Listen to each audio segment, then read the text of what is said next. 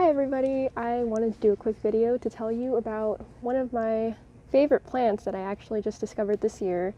The plant is called African blue basil. This is one of my favorites because bees love the flowers. So to my right here I have some African blue basil growing in a standard 12-inch pot, and it's gotten pretty big. So in warmer climates, such as the one I live in, which is in Southern California, African blue basil actually grows as a perennial. So if you're like me and hate the idea of having to replant annuals every year, this is the way to go. I first found out about it when I went to my local nursery and I was looking for some flowering plants to attract pollinators to my garden.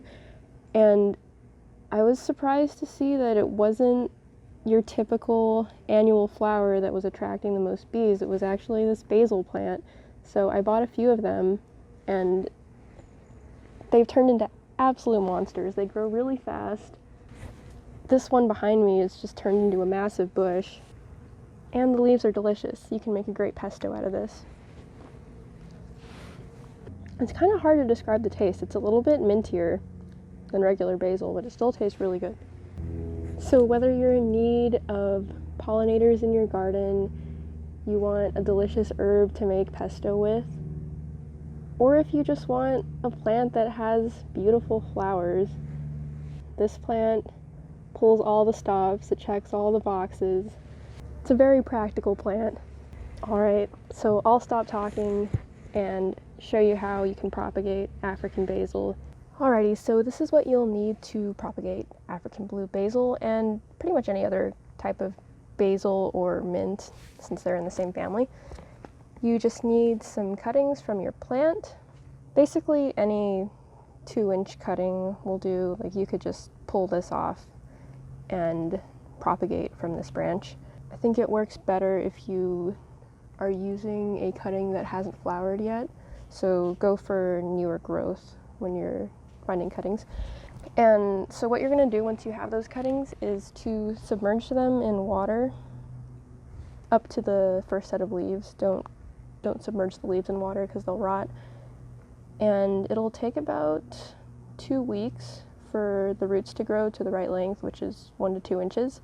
I've had these sitting in a bright window in my kitchen and they grew roots pretty quickly. I think it took about 1.5 weeks, and I changed the water a few times within that time frame.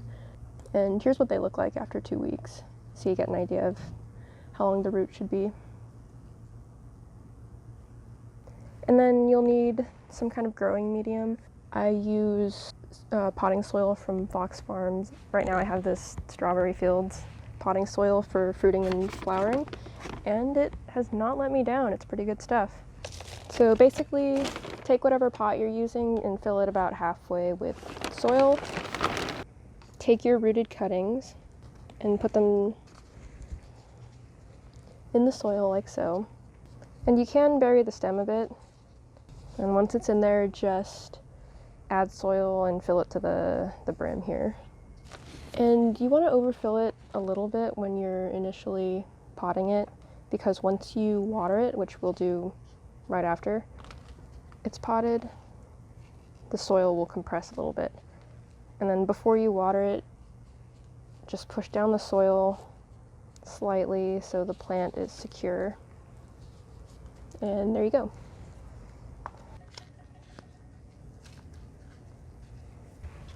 And once all the soil is in, you just want to water it very gently, just so it doesn't dislodge and get knocked over, because those roots aren't grown in yet to help support the plant. And once you get to around this stage, you can start pinching off the tips of the new growth, and that will help your basil have a more bushy growing pattern. If you can see here, these 2 tiny new leaves growing right here where my finger is, you can actually pull the tip off right above those, and then the basil will start growing out of here. Well, there you have it. Once again, I'm surrounded by bees, and it's truly a wonderful sound. I hope you enjoyed that video.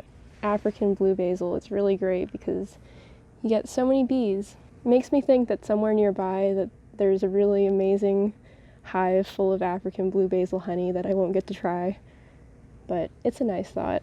Well, thank you again for watching. I really appreciate it, and have a good day.